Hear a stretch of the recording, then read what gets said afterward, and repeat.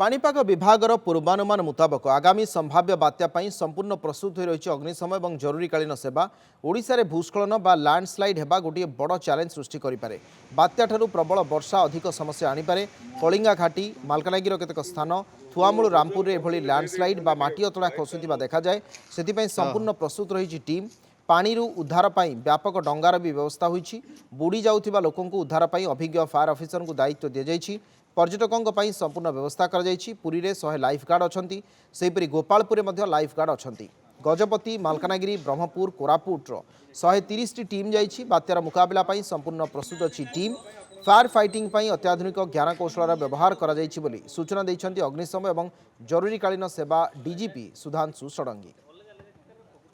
पवन अपेक्षा आम एथर वर्षाटा को बेसी गुरुत्व दूचे और ये जो पहाड़िया अंचल हठात गोटे गोटे जगार बहुत वर्षा होपर भूस्खलन हो लैंडस्लाइड हो ठीक भाव में आकलन करने संभवपर हुए ना।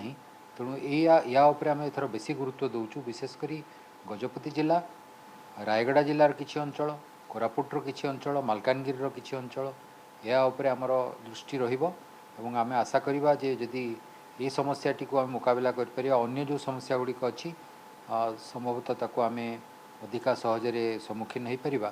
कारण आपण देखिथे निकट अतीत ए प्रकार गोटे घटना गजपति घटला। या छड़ा आप देखिथे उत्तराखंड रे प्रकार घटना घटला हिमाचल घटला जोठी पानी वर्षा होगा पूरा पहाड़टा ओदा अच्छी से बर्तमान पुणी जो हठात प्रबल मात्रा रे वर्षा हम से जमीटा से जो माटीटा से तलू मुव करने को आरंभ कर तलू आसब से पत्थर जहाँ थी साथी धरिकी से तलू आसब एत क्षिप्र गति आसब जे सेटा घर उपर माड़ीज लोकों को असुरक्षित कर माटी अतड़ा खसवाटा आम टे अधिका ध्यान दूचु।